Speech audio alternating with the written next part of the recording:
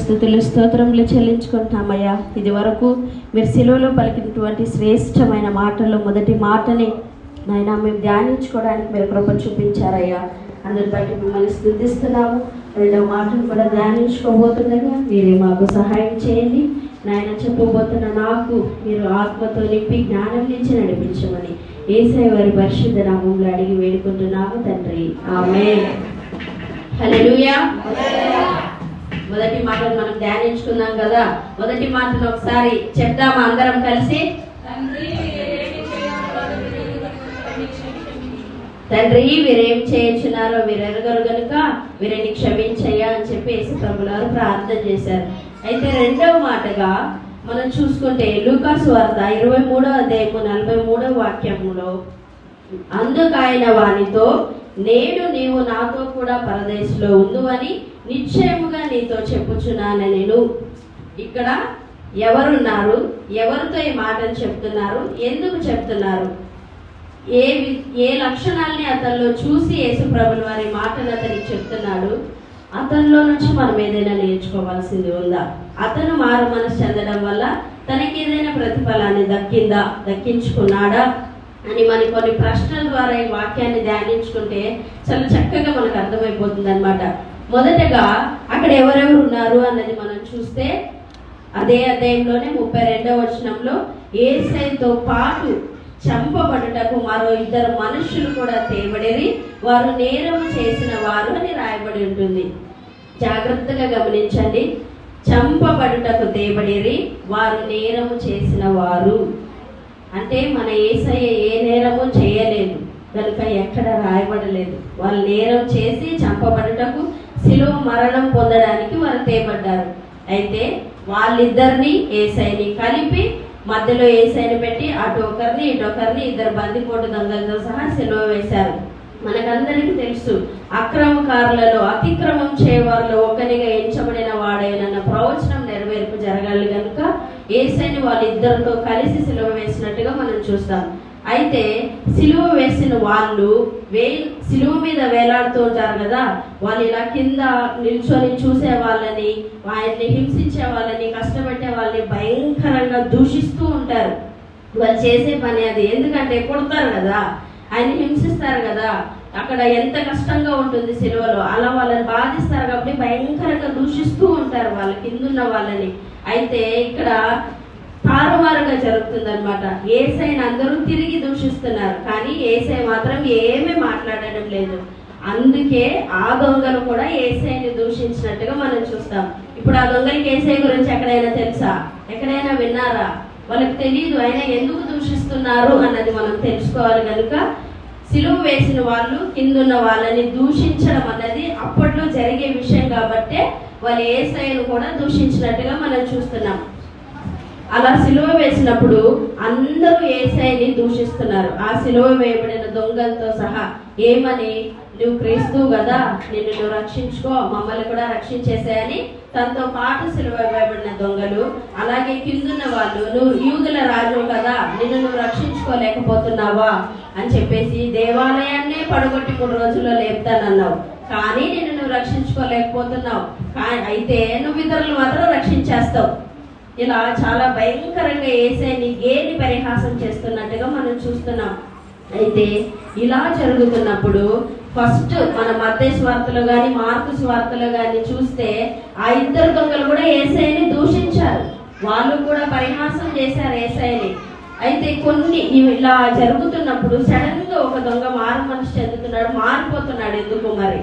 ఎలా మారిపోతున్నాడంటే ఇంకో దొంగ అయితే మారకుండా మళ్ళీ దూషించడం మొదలు పెడుతున్నాడు. ఏమని? నువ్వు క్రీస్తు కదా, నువ్వు రక్షించుకో ఫస్ట్, తర్వాత మమ్మల్ని కూడా రక్షించేసే ఇక్కడ నుంచి అని చెప్పి ఆయన్ని మళ్ళీ దూషిస్తుంటే ఇంకొక దొంగ అతన్ని గద్దిస్తున్నాడు. అలా మాట్లాడొద్దు, మనం కూడా సేమ్ అలాగే సిలువ వేయబడి ఉన్నాం కదా, దేవునికి భయపడవా అని ఇంకొక దొంగను అడుగుతున్నాడండి. అంటే దేవునికి భయపడవా అని అడుగుతున్నాడంటే యేసు ప్రభుల వారు మొట్టమొదటిగా దేవాది దేవుడని ఆ సిలువలో ఉన్నటువంటి దొంగ గ్రహించాడండి. ఆమేన్, హల్లెలూయా. గ్రహించి నేను దేవునికి భయపడుతున్నాను, నువ్వు కూడా భయపడవా అని చెప్పి ఇంకొక దొంగని మారమని ఆయన చెప్తున్నాడు అక్కడ. అది కూడా అతను పట్టించుకోలేదు. వెంటనే ఇంకో మాట అంటున్నాడు, మనకైతే ఇది న్యాయమే, మనం తప్పులు చేశాము, నేరాలు చేశాము, దొంగతనాలు చేశాము, వాళ్ళు బందిపోటు దొంగలు, వాళ్ళు చేయని తప్పులంటే ఇంకేమీ ఉండవు, కనుకనే వాళ్ళని సిలువ మరణానికి అప్పగించారు. మనమైతే అన్ని చేసేసాం కాబట్టి మనకి శిక్ష కరెక్టే. కానీ ఈయనలో ఏ తప్పు లేదని చెప్పి యేసు ప్రభుల వారి గురించి సాక్ష్యం ఇస్తూ తన పాపం చేశాడని, తన పాపాల్ని యేసయ్య ఎదుట ఒప్పుకుంటున్నాడు. ఒప్పుకుంటూ నువ్వు కూడా ఇలా ఉండొచ్చు కదా అని హితోపదేశం చేస్తున్నాడు రెండవ దొంగకి. అయితే ఆ దొంగ గ్రహించుకోలేని స్థితిలోనే అలాగే ఉంటున్నాడు. ఎప్పుడైతే తను పాపం చేశాడని, ఆ పాపాలకి ప్రాయశ్చిత్తం దొరకాలని, ఆయనే నా పాపాలని రక్షిస్తాడని ఎరిగాడో వెంటనే యేసుని చూసి అంటున్నాడు, యేసు అని పిలుస్తున్నాడు. యేసు అన్న మాటకు అర్థము రక్షకుడా అని అర్థం. అంటే ఈయన మాత్రమే నన్ను రక్షించగలడు, ఇంకెవ్వరు నన్ను రక్షించలేరని గట్టిగా నమ్ముతున్నాడు. విశ్వాసంతో యేసుని అడుగుతున్నాడు, నీవు నీ రాజ్యంలోనికి వచ్చినప్పుడు నన్ను జ్ఞాపకం చేసుకో ప్రభు అని చెప్తున్నాడు. రాజ్యం ఎవరికి ఉంటుంది? రాజుకే కదా ఉంటుంది. ఆయన రాజులకు రాజుని, ప్రభువులకు ప్రభు అని గుర్తించాడు. ఆయనకు ఒక రాజ్యం ఉంది, కానీ అది ఈ లోక సంబంధమైనది కాదు, పర సంబంధమైనది. ఆ రాజ్యంలో నేను ఉండాలి, నేను వెళ్ళాలి ఆ నిత్య రాజ్యానికి అని ఆశపడి యేసయ్యని ప్రార్థిస్తున్నట్టుగా మనం చూస్తున్నాం. యేసయ్యతో మాట్లాడటమే కదండి ప్రార్థన అంటే. అప్పుడైతే యేసయ్య శరీరంతో ఈ లోకంలో ఉన్నాడు కాబట్టి డైరెక్ట్ గా మాట్లాడేస్తున్నారు వాళ్ళు. ఇప్పుడు మనం ప్రార్థన అంటున్నాం దాన్ని. నువ్వు నీ రాజ్యంతో వచ్చినప్పుడు నన్ను జ్ఞాపకం చేసుకోయా అని యేసు ప్రభుల వారితో చెప్పినప్పుడు ఏమి వెంటనే ఏ బదులు లేదు. నేడు నీవు నాతో కూడా పరదేశంలో ఖచ్చితంగా ఉంటావు, ఇది కన్ఫామ్, ఇంకా దీంట్లో ఎటువంటి అనుమానం పెట్టుకోవాల్సిన అవసరం లేదు అని ఆ రెండవ దొంగతో యేసు ప్రభుల వారు వెంటనే చెప్పేస్తున్నారండి.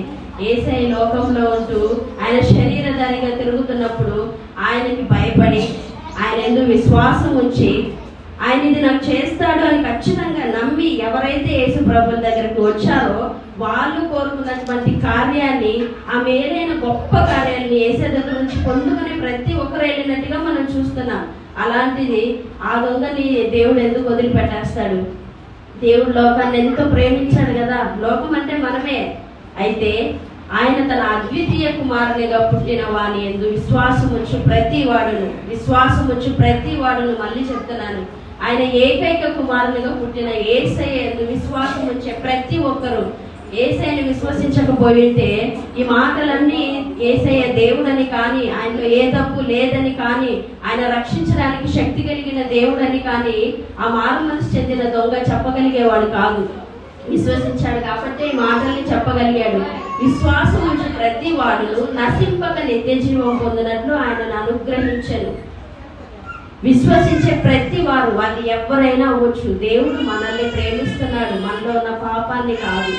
కనుకని అతన్ని కూడా ప్రేమించాడు కాబట్టి తన పాపాలని తెలుసుకుని ఒప్పుకుని విడిచిపెట్టినప్పుడు ఇతను నశించి నరకానికి వెళ్ళకూడదని చెప్పేసి తనతో పాటు పరదేశం తీసుకొని వెళ్ళిపోయాడండి యేసయ్య.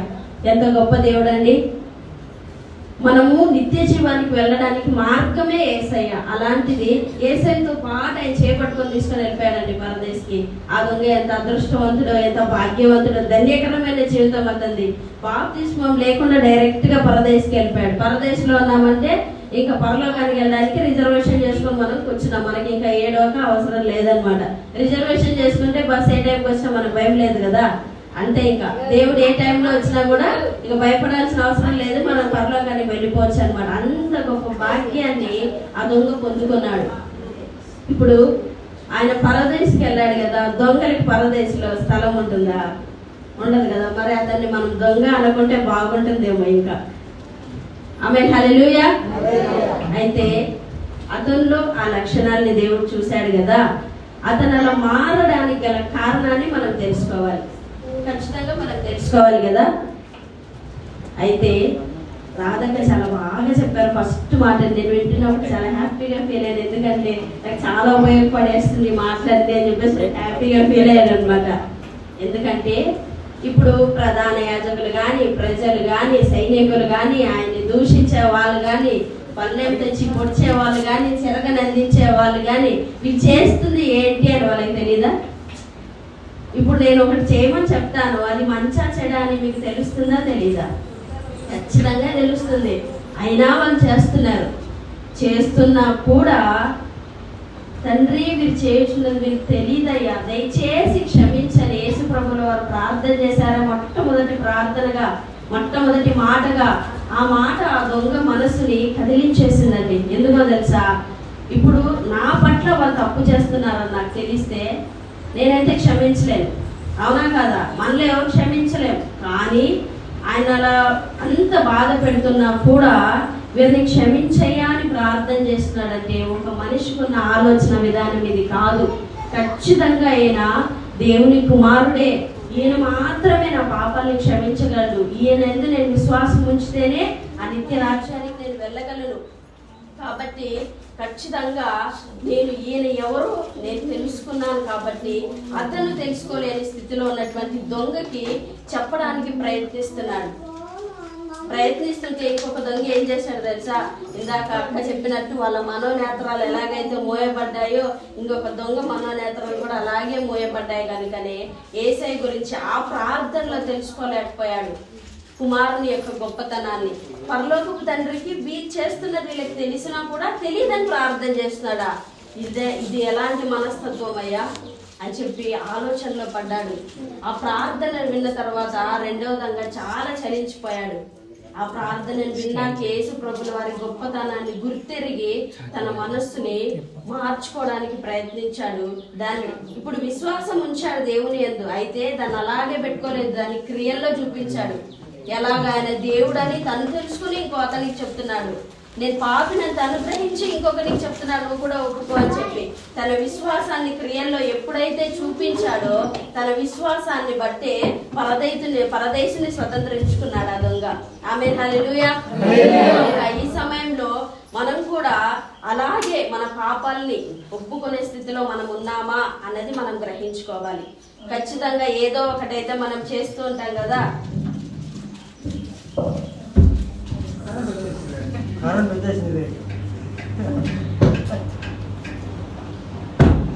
అతను ఎలాగైతే మారి పరదేశుని స్వతంత్రించుకున్నాడో మనం కూడా మారు మనసు చెందేవారంగా ఉండాలి. అనేక సంవత్సరాలుగా మనం వస్తుంటాం కదా మందిరానికి, ఎన్నో మాటలు వింటుంటాం దేవుని గురించి, దేవుని గొప్పతనాన్ని తెలుసుకుంటున్నామా? దేవుడు చేసిన త్యాగాన్ని గుర్తెరుగుతున్నామా? నా పాపాల కోసమే కదా, మన అపరాధముల నిమిత్తమే ఆయన విశ్వాసం ద్వారానే మనం బ్రతకాలని, మనము దేవునికి పరిమళ సువాసనగా ఉండాలని యేసయ్య తనని తాను అప్పగించుకున్నాడంట. ఆ రోజు మనం సత్క్రియలేదో ఆసక్తి కలిగి జీవించాలని యేసు ప్రభుల వారు తనని తాను అప్పగించుకున్నాడంట వాళ్ళకి. ఈ మాట విన్నప్పుడు చాలా బాధ అనిపించింది. ఎందుకో తెలుసా? వాక్యాన్ని విని వాక్యానుసారంగా జీవించలేని మనము యేసు ప్రభుల వారు ఎందుకు అప్పగించబడ్డాడో దానికి సరైన అర్థాన్ని మనం తెచ్చిపెట్టే వారంగా మనం బ్రతకడం లేదు. కనుకనే ఈ సమయంలో దేవుని మాటల్ని విని దేవుని గురించి తెలుసుకుని మారు మనసు పొంది పరదేశకు వెళ్ళినటువంటి ఆ దొంగ ఉన్నటువంటి స్థితిలో మనం ఉన్నామా? లేకపోతే దేవుని గురించి తెలుసుకోలేకుండా దేవుని గురించి గుర్తెరగకుండా నశించి నరకానికి వెళ్ళే స్థితిలో మనం ఉన్నామా? ఈ రెండు ప్రశ్నలు మనలో ఖచ్చితంగా ఉండాలి. ఈ రెండు కేటగిరీలే మనలో ఉంటాయి. ఈ రెండు రకాలకి మించి ఇంకెవరు మనలో ఉండం కదా. కాబట్టి మనల్ని మనం ప్రశ్నించుకుందాం. దేవుడు రక్షించుటకు కానీ నశింపజేయటకు కానీ ఆయన మాత్రమే శక్తిమంతుడై ఉన్నాడు. ఇప్పుడు ఈ దొంగను రక్షించిన దేవుడు ఇంకొక దొంగను రక్షించలేడా? రక్షించగలడు. అయితే దేవుని గురించి తెలుసుకోలేని స్థితిలో ఉన్నాడు, ఆయన ఎవరో గుర్తెరగలేని స్థితిలో ఉన్నాడు. కనుకనే గుర్తెరిగిన దొంగ పరదేశకి వెళ్ళాడు. గుర్తెరగకుండా ఆ గుడ్డితనంలోనే బ్రతికిపోయినటువంటి ఆ దొంగ నశించిన నరకానికి వెళ్ళాడు. వాళ్ళ మనస్తత్వం చూడండి, మారు చేశానని ఒక్కసారి అన్నింటినీ మనము గుర్తుకు తెచ్చుకొని జ్ఞాపకంలో పెట్టుకొని దేవుని దగ్గర అడిగి పాప క్షమాపణ పొందుకోగలిగితే మనం పరలోక రాజ్యంలో వెళ్ళి చేరగలుగుతాం. కనుక ఇది వరకు ఏ స్థితిలో ఉన్నారో తెలియదు, కానీ ఈ మాటని విన్న తర్వాత మాత్రము మన పాపాలని మనం ఒప్పుకునే స్థితిలోకి రావాలి. ఒప్పుకొని విడిచిపెట్టే వారంగా ఉండాలి. మనం ఎప్పుడైతే పాపాలని ఒప్పుకొని విడిచిపెట్టేస్తామో దేవుడు మన పాపాలన్నీ తన వీపు మీద వేసుకుంటాడంట. మళ్ళీ మనకు కనిపిస్తుందా? మన వీపు కనిపించదు కదా. మన పాపాలు కూడా తర్వాత ఎప్పుడు దేవుడు జ్ఞాపకం చేసుకోడు. మళ్ళీ మనం అదే చేసామనుకోండి, మనం చేసిన పాపాన్ని తిరిగి దేవుడిని మనం మళ్ళీ గుర్తు చేసిన వాళ్ళం అవుతాం. అప్పుడు ఎలా మన పరలోక రాజ్యానికి వెళ్ళగలుగుతాము? మనం మారు మనసు ఎలా పరిపూర్ణం అవుతుంది? మనం ఇలా జీవించాలనే కదా తన మరణానికి అప్పగించుకున్నాడు. మరి అలా జీవించలేని స్థితిలో ఉన్నప్పుడు యేసు ప్రభుల వారిని మనం తప్పు చేస్తున్న ప్రతిసారి మన యేసులో మరణానికి అప్పగించిన వారంగానే ఉంటున్నాం. దానికి మాటలు విన్న మీరందరూ, మనమందరం నాతో కలిపి ఏమేమైతే పాపాలు చేశామో వాటన్నింటినీ దేవాది దేవుని ఎదుట ఒప్పుకొని విడిచిపెట్టి నిత్య రాజ్యానికి వారసులుగా మనం కూడా పిలువబడడానికి మనం తాపత్రయపడదాం. ఓకేనా? చిన్న పాటలు పాడుకొని ఈ మాటలు ముగించుకుందాం. యేసయ్య నామములో శక్తి ఉన్నదయ్యా, యేసయ్య నామములో శక్తి ఉన్నదయ్యా. నమ్మితే చాలు నీవు పొందుకుంటావు శక్తిని, నమ్మితే చాలు నీవు పొందుకుంటావు శక్తిని. యేసయ్య నామములో శక్తి ఉన్నదయ్యా, యేసయ్య నామములో శక్తి ఉన్నదయ్యా. దయచేసి అందరూ చేసిన పాట కాబట్టి కలిసి పాడి దేవుని నామాన్ని మహిమపరుద్దాం.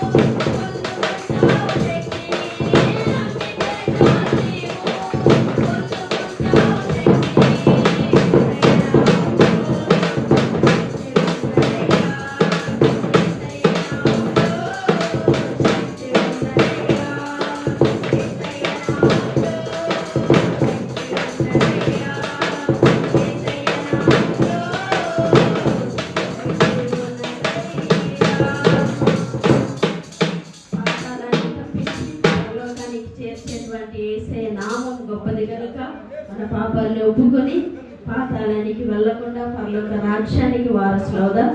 దేవుడికి మాటల్ని మనం వినికిడిలో ఆశీర్వదించి దీవించును గాక.